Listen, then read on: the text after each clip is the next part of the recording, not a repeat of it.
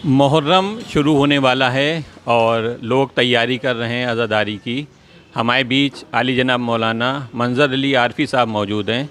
आइए जानते हैं कि मुहर्रम से लेकर के क्या कहना चाहेंगे।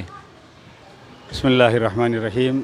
अय्याम अज़ा करीब है, बस मेरी कोई ख़ास गुजारिश नहीं, मगर अगर है तो इतनी है कि मुहर्रम को हम सुकून से मनाएं, खुलूस से करें और ऐसे करें कि हमारी आज़ादारी और हमारे मुहर्रम से करबला वाले राज़ी हो जाएं।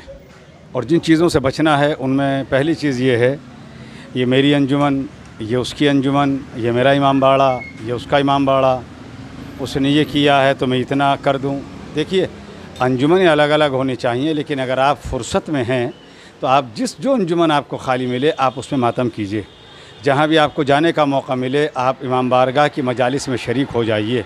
यानी अंजुमन होना अच्छी बात है, अंजुमन बाजी जो है वो अच्छी बात नहीं है।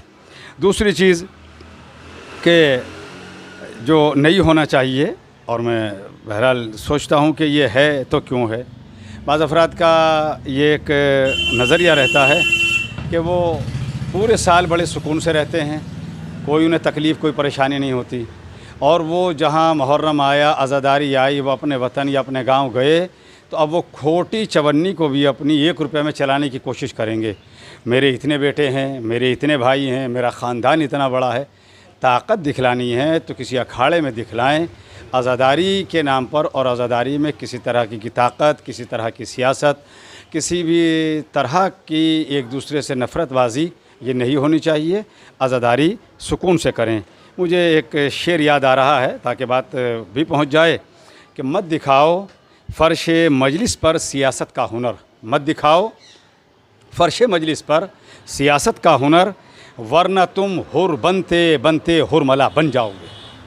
हम शियान हैदर कर्रार हैं, मौला के ग़ुलाम हैं, वो अपने मुहिब्बों में हमें शुमार कर लें, ये उनका हमारे ऊपर एहसान है। हमारी पहचान 2 चीज़ों से होती है, एक गदीर और दूसरे करबला, यानी एक विलायत और दूसरे आज़ादारी इमाम हुसैन से। तो हम दोनों में बराबर रहें, हम मौला के विलायत का भी इकरार करें और आज़ादारी को निहायत खुलूस के साथ, सुकून के साथ, इत्मीनान के साथ मनाएं। किसी तरह की सियासत, किसी को नीचा दिखाना, किसी की तज़रील या तौहीन करना, ये नहीं होना चाहिए, बल्कि हम सबको प्यार से लेकर चलें और आज़ादारी में हम जो खर्च कर सकते हैं वो, और जितनों को साथ लेकर चल सकते हैं वो साथ लेकर चलें। इसी का नाम आज़ादारी है। आखिरी बात इस सिलसिले की है, मैं हालांकि नाम वगैरह लेने का आदी नहीं हूँ, मगर लखनऊ से बरादर मीसम रिजवी साहब की मुझे एक कोशिश जो है मुझे पसंद आई, वो ये तमाम तर मातमी अंजुमनों को, तकरीबन हमारे लखनऊ में 110 मातमी अंजुमनें हैं, सबको साथ लेना, सबको साथ लेकर फ़ैसले करना, और सरकार आफ्ताब शेख क़िबला कल्ब जवाद साहब की क़यादत में वो ये काम कर रहे हैं।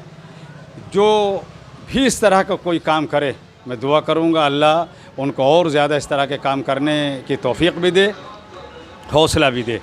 आखिरी फ़िक्रा, और जो ये सियासत करते हैं ना, मुझे ये करना है, उसे नीचे दिखाना है, उसको ज़लील करना है, उस आलिम की मजलिस को कमज़ोर कर देना है। कोई किसी के ना मजलिस कमज़ोर करता है, ना कोई किसी के मातम को कमज़ोर करता है, ना कोई किसी के अज़ा खाने को कुछ कर सकता है।